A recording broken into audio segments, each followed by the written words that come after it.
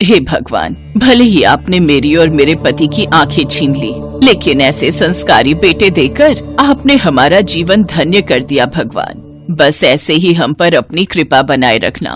बोलो शंकर भगवान की जय। ललिता के साथ साथ सभी लोग जयकारा करते हैं और उसके बाद सुमित अपनी माँ का हाथ पकड़ता है, जबकि अमित अपने पिता का हाथ पकड़ता है और फिर दोनों बेटे अपने माता पिता को खाने की मेज पर बिठाते हैं। माँ बताओ आज मैंने क्या बनाया है? खुशबू तो बहुत अच्छी आ रही है। आलू के पराठे बनाए हैं क्या बेटा? कमाल है पापा जी, हर बार आपको कैसे पता चल जाता है? भगवान ने आंखें नहीं दी तो क्या हुआ बेटा, नाक बहुत तेज है मेरी, समझे तुम दोनों? कोई गड़बड़ नहीं करना वरना ये बुढ़ा सूंघ लेगा। किशोरीलाल की बात सुनकर ललिता और उसके दोनों बेटे हंसने लगते हैं। ये कहानी है ललिता और उसके पति किशोरीलाल की, जिनके दो बेटे थे। बड़ा बेटा सुमित और अमित छोटा बेटा था। जब सुमित और अमित छोटे थे तभी एक हादसे में उनके माता पिता की आंखों की रोशनी चली गई थी और तब से ही सुमित और अमित ने घर की सारी जिम्मेदारी अपने कंधों पर ले ली। फिर एक दिन, बस कर बेटा, कितनी देर से पैर दबा रहा है? ओहो, आप तो बस ये बताओ माँ कि कुछ आराम आ रहा है कि नहीं? हाँ बेटा, बहुत आराम आ रहा है। भगवान करे तुझे बहुत ही सुंदर और संस्कारी बहू मिले। मैं खुद ढूंढूंगी तेरे लिए ऐसी बहू। ललिता की बात सुनकर सुमित एकदम खामोश हो गया और फिर ललिता ने उससे पूछा, अरे सुमित, क्या हुआ बेटा, तू एकदम चुप क्यों हो गया? माँ वो आपसे कुछ कहना था। हाँ बोल ना। माँ वो मेरे ऑफिस में ना एक लड़की है, हम दोनों एक दूसरे को बहुत पसंद करते हैं और अच्छा, क्या नाम है उसका? माँ वो उसका नाम जीनत है। है? मुस्लिम है वो?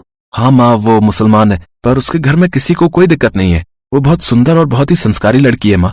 इतना सुनते ही ललिता ने सुमित के पास से अपने पैर खींच लिए और वो गुस्से में चीख कर बोली, यही संस्कार दिए थे तुझे कि तू एक मुसलमान को इस घर की बहू बनाना चाहता है? पंडितों के घर में मुसलमान बहू लाएगा तू? पर माँ, पर कुछ नहीं, वो लड़की कभी इस घर की बहू नहीं बन सकती। माँ वो बहुत अच्छी है, आपकी बहुत सेवा करेगी वो।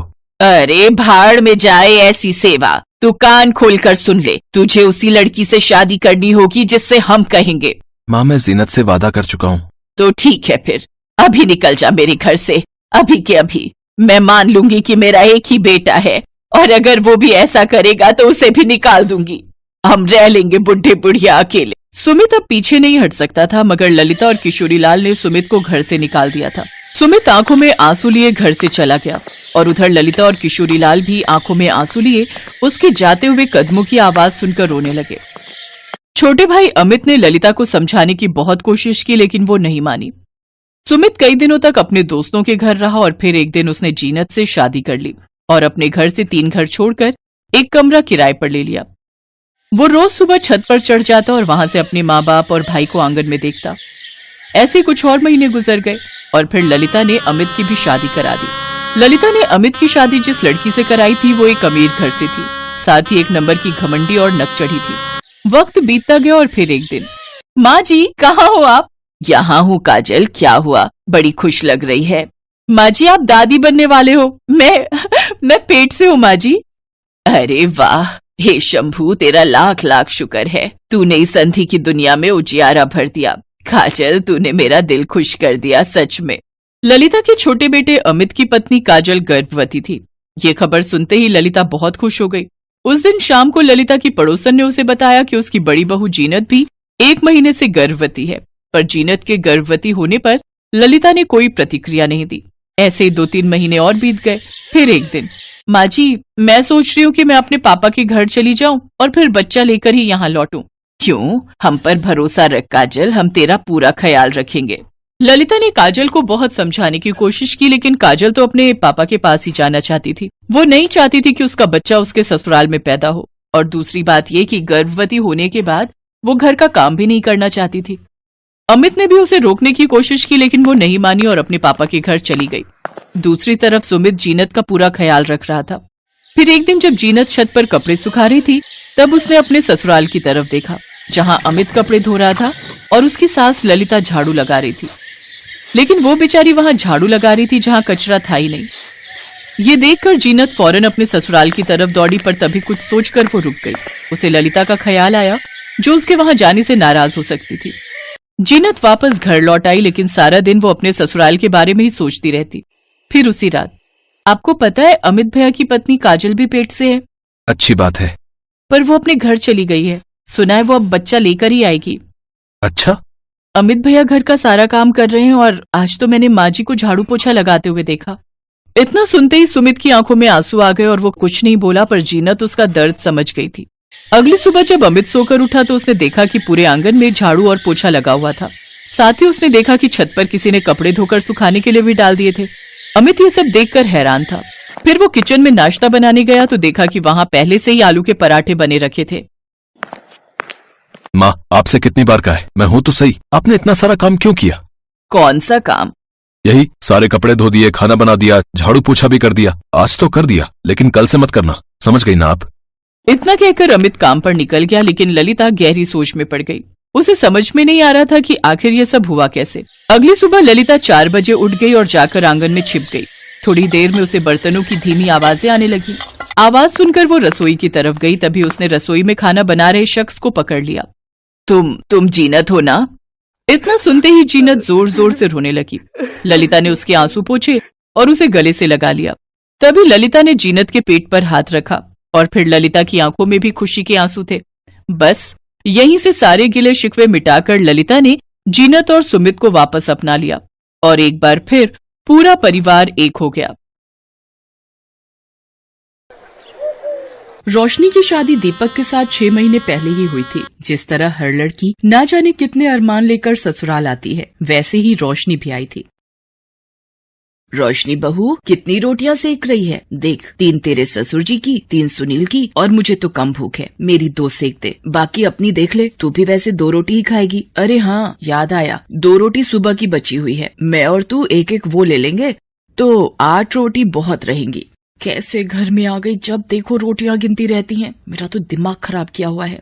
माँ, 6 महीने में इतनी कमजोर हो गई है आपकी बेटी। सासू माँ जब देखो रोटियां गिनती रहती है और हर वक्त टोकती रहती हैं। रोशनी बेटा, कोई बात नहीं, अपनी सास की बातों को दिल पर मत लगा। तू बस अपनी अच्छी बहू होने का फर्ज निभा। बाकी हर किसी की अपनी आदत होती है बोलने की, हम दूसरों को नहीं बदल सकते, खुद को ही बदल लो। तू चुप रहा कर, बोलने दिया कर जो भी बोले।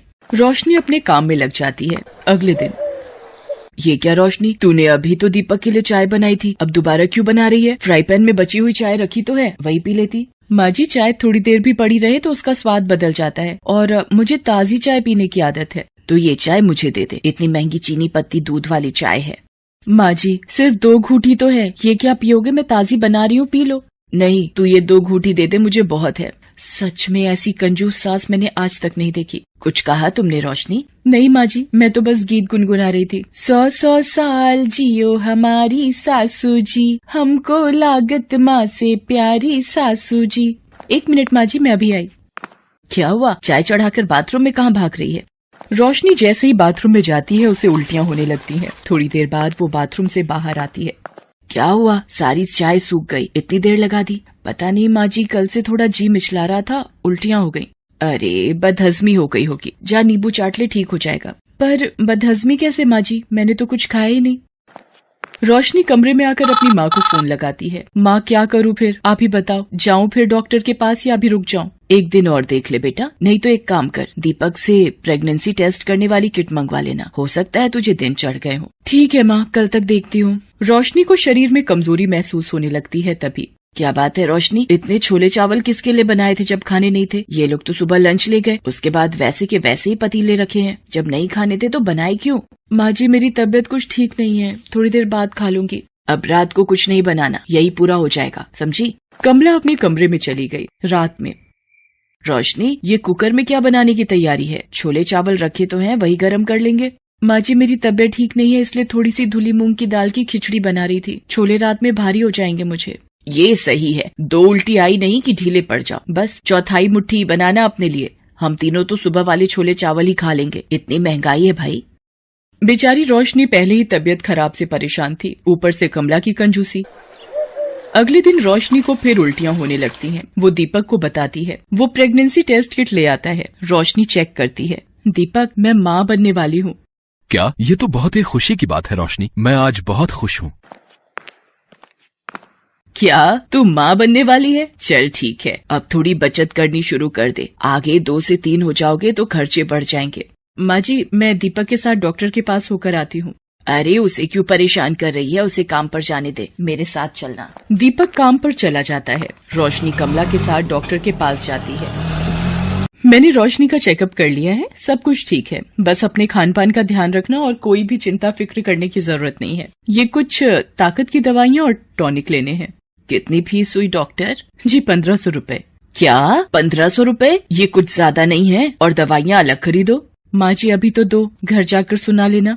अब इतने पैसे यहाँ लग गए, दवाइयाँ भी 1200 की आ गई। अब ऑटो के 80 रुपए नहीं दूंगी, पैदल चल ले। पैदल चलना गर्भवती के लिए अच्छा होता है। कहाँ फंस गई मैं इन जैसी कंजूस के साथ। कमला और रोशनी घर आ जाते हैं। अब रोशनी गर्भवती थी तो उसे ज्यादा ध्यान रखने की जरूरत थी, पर कमला की कंजूस आदत से वो कैसे पीछा छुड़ाती। एक दिन, रोशनी, ओ रोशनी, कहाँ है? माँ जी बाहर हूँ, ये दशहरी आम वाला भैया आया हुआ है, वही ले रही हूँ।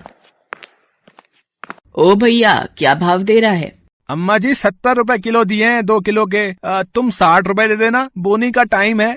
अरे क्या लूट मचा रखी है, औरतें देखकर भाव बढ़ा दिए, और ये आम तो हैं भी बिल्कुल बेकार पिलपिले से। पर माँ जी मेरा आम खाने का बहुत मन था। अच्छा तुझे आम खाना है, ये ले भैया 5 रुपए, ला एक आम दे दे। क्या अम्मा जी हैं इतनी कंजूसी, सिर्फ एक आम? तो क्या पूरा ठेला खरीद लूं? ला मुफ्त में दे, एक काम देगा, बड़ा आया बात करता है, चल जा यहाँ से। रोशनी गुस्से में घर के भीतर आ जाती है और अपने कमरे में चली जाती है और सारी बात अपनी माँ को बताती है। अब तुम ही बताओ माँ, इतनी कंजूसी, वो भी आम खरीदने में। मेरा इतना मन था आम खाने का। कोई बात नहीं, तो दीपक को बोल देना, वो शाम को लेता आएगा। उसी शाम रोशनी के ससुर रोशनी के लिए कुछ सामान ला। कमला, ये देसी घी और थोड़ा ड्राई फ्रूट, बादाम, काजू वगैरह लाया हूँ।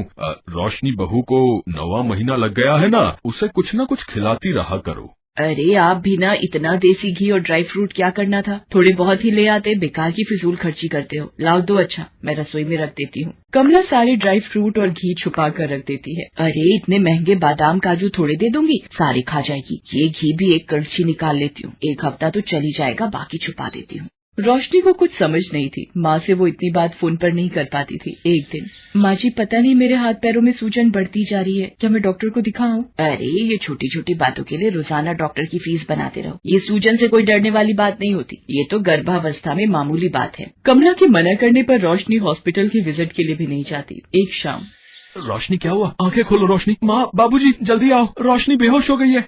अरे बिस्तर पर लिटा दे, थोड़ा पानी के छींटे डाल, आ जाएगा होश। दीपक कोशिश करता है पर रोशनी होश में नहीं आती। वो रोशनी को हॉस्पिटल लेकर भागता है। डॉक्टर वहाँ रोशनी का चेकअप करती है। ये क्या हाल बना दिया है आपने रोशनी का? आपको पता भी है रोशनी का बीपी कितना बढ़ा हुआ है, और इनकी तो अपॉइंटमेंट थी 15 दिन पहले की, वो भी मिस की हुई है। आपकी इतनी बड़ी लापरवाही से रोशनी की जान भी जा सकती है।